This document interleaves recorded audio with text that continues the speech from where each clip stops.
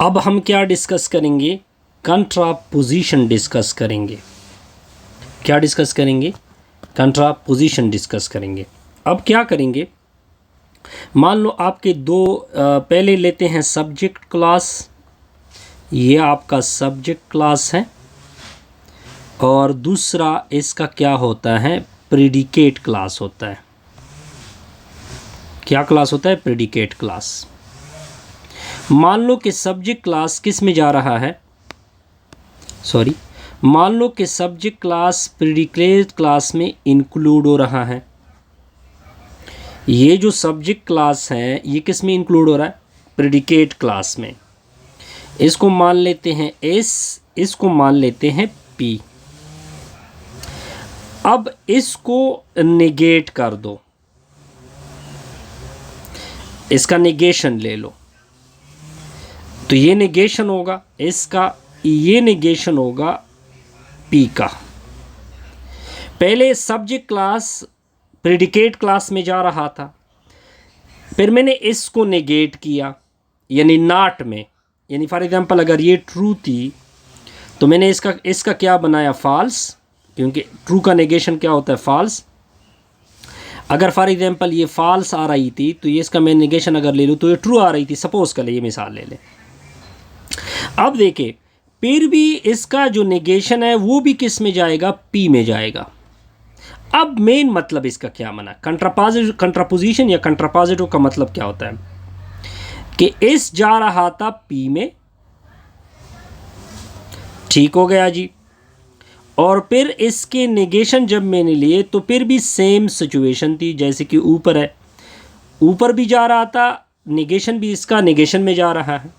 मतलब ये बना कि दो स्टेटमेंट अगर आप देखें, इस पी में जा रहा है, फिर इसका हमने जब नेगेशन लिया तो फिर भी सेम सिचुएशन बन रही थी। अब देखिए दोनों ये इक्विवेलेंट स्टेटमेंट है, ये दोनों आपस में क्या होते हैं? इक्विवेलेंट स्टेटमेंट होता है, तो इसको बोलते हैं कंट्रापोजिशन। इक्विवेलेंट स्टेट का मतलब क्या बना? इसका जो मतलब होता है, इसका जो मतलब होता है वो इसका भी मतलब होता है, यानी दोनों का सेम मतलब होता है, वो इसका भी मतलब होता है। यानी ये सिर्फ लिखने का तरीका है।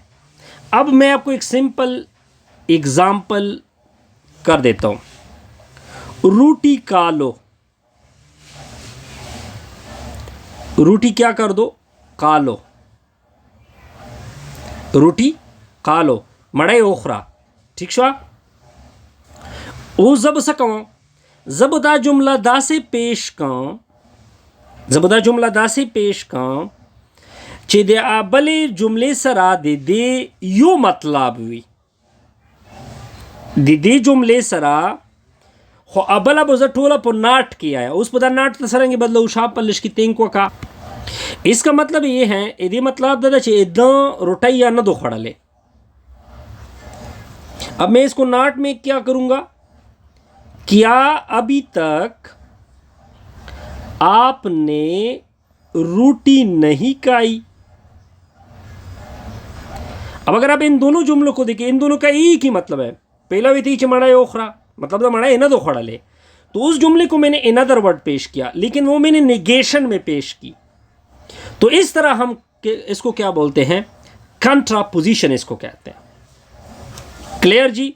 ये बिल्कुल क्लियर होगा। अब एक एक टाइप करके एक्सप्लेन करेंगे इस चीज को। क्या होगा? पहले ए टाइप होता है। ए टाइप की इंग्लिश क्या होती है? All S R P. ये इसकी क्या हो गई? इंग्लिश हो गई।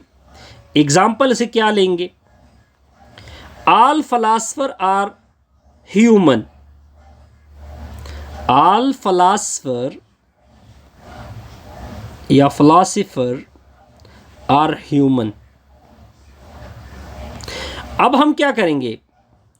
अब देखिए ये आपका सब्जेक्ट क्लास है, सब्जेक्ट क्लास किस में जा रहा है? ह्यूमन में। अब हम इसका एक अल्टरनेट कंट्रापोजिशन क्या बनाएंगे? क्या लिखेंगे? ऑल, उधर से देखोगे ना नॉन ह्यूमन,